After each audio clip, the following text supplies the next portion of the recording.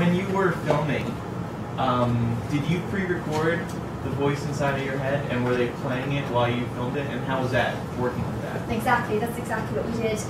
We were trying to figure out how to do it for a while, because really that was the big challenge, the big hurdle that we had to overcome when we started shooting. We were trying to figure out how to do that. So the Melanie VO had already been written in the script and everything, so we basically just went into a recording studio, sound studio, and went through all the stuff over about 2 days and recorded all the rough dialogue. And I mean, that even started to change in post. We were, you know, trying different things out just to make the story a bit clearer and stuff, but it was all I needed to, you know, just to be able to react to the other person in my head. So yeah, and so I had an earpiece that the sound team would kind of activate whenever I was doing stuff, you know. It was great. And I thought it was going to be kind of weird, it was going to be a bit odd to have scenes just, you know, when you're talking to yourself, but I actually really enjoyed it. I didn't have to worry about anyone else. It's just my own. This seems like every actress's dream part. I mean, from the moment that I read the book, I thought they're going to have to get the best actress, because you essentially have to play 2 roles in the film. Was it hard, spoiler alert if you haven't read the book, was it hard then to give up one of those characters to another actress at the end? Thanks. It was a bit, actually. It was a bit strange. Emily Browning takes over at the end, and you know, we did it over a couple of days, all of her stuff where she plays Wanda. And I did find it quite odd that, you know, all of a sudden there was only one of me, and you know, I wasn't, because for the majority of the film I am playing Wanda, I'm not playing Melanie. And I have to say, when it comes to the characters, I did find Wanda more of a challenge, because she's such a sort of perfect soul, a perfect being. So it was quite nice at the end just to go back to Melanie and have somebody human again. Yeah, because she's really feisty and she's got a bit of a mouth on her, and so I was really excited about just going back to that too, you know.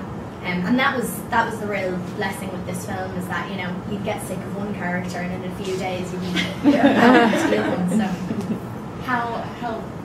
how long did you work with Emily, or to kind of transfer that character? Did she watch a lot of the, you know, dailies or anything like that? I think she did, yeah. She came in when we were already like really heavily into the shooting, so I couldn't really walk away from set.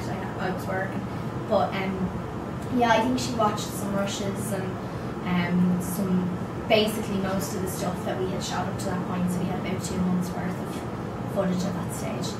And she looked at that, and she came on set to see what I was doing and things like that. Because I guess as well, I don't know if she's going to be talking to you guys at all, but you know, it's a strange thing to come in halfway through a shoot, I'm sure, and take over another character that someone else has been playing. I'm sure it's a real challenge. So yeah, so that's what she did. So who do you prefer, Wanda or Melanie? I prefer Melanie. I prefer Melanie because she's really feisty, and she's just a real fighter, you know. I mean, I respect Wanda, and I sympathise with Wanda because she went through so bloody much when she, you know, from the moment that she's put inside this body, it's so confusing for her, and she's constantly being pulled in different directions. But when it comes to who I would prefer to be, I prefer to be Melanie. So do you wish that the scene where Melanie finally wakes up at the end, do you wish that that was in the movie?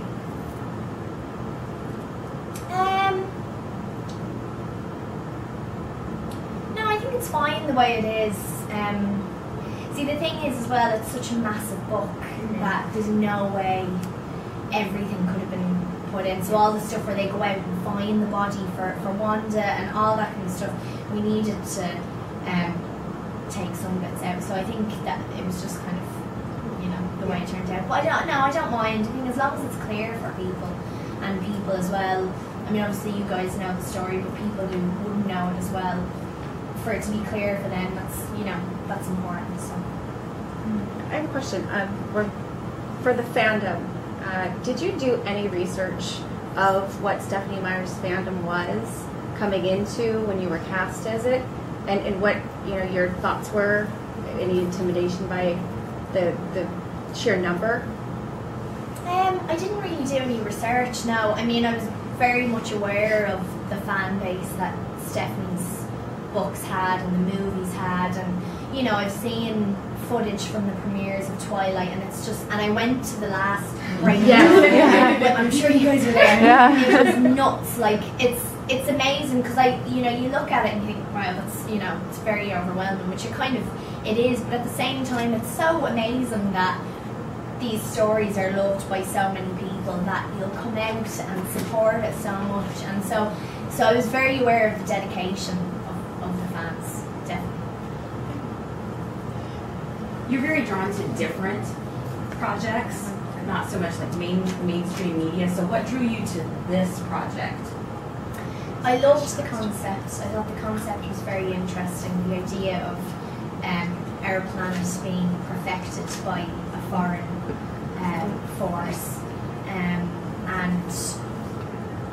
what really makes our world perfect, and in whose eyes is it perfect, and all that kind of stuff. So there's all these kind of different plays on perspectives and opinions and things like that, which I thought was very interesting. And I like the idea of playing two different characters as well, and just kind of working between the two. And then when I met Stephanie, she was the first person that I met out of everyone, and kind of loved her straight away. So I really wanted to work with her.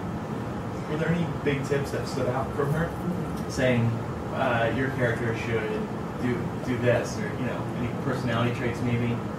She's not really like that, which I'm glad about. Yeah, Stephanie's great. I mean, Stephanie's very used to being on a film set, and so she's very much involved in the production of her films, and she was with the host. I mean, she was on set pretty much every single day.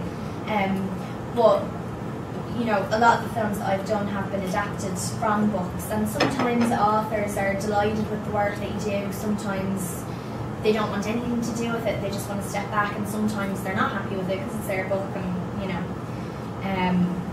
but Stephanie was great because she didn't impose herself too much. She was there if we needed to talk to her, and I became very close to Stephanie as a friend. So if I had any worries, I knew I could go to her. But she's not the type of person who comes up to you and is like, I think you should do this, or she doesn't do that. It's great. You don't feel as much pressure then. I mean, I remember when the boys even came in and Stephanie was there, and I imagine it's a lot of pressure because the creator of this massive franchise, the Twilight franchise, and possibly the host as well. It's a big undertaking for someone. So last night at the reception, Jake was talking to us about your kissing abilities. Oh, kissing abilities! I'm able to kiss. You said you were lacking a little. Oh my lord. Well, you know what? I'm glad this is my first round table because for every other interview, I'm going to put him down. He wanted to know who's the better kisser between him and Max. Do you want to know that, or do you want to know that? No, he said, I want to know. Just answer. He said, who's the better kisser between us? I'm pretty sure the fans want to know, too. Well, she doesn't have to kiss you. They both kiss in different ways, though. And the scene... I mean, I'm going to be very diplomatic about this. The scenes that we have are very different. I mean, with Max, they're a lot more passionate, and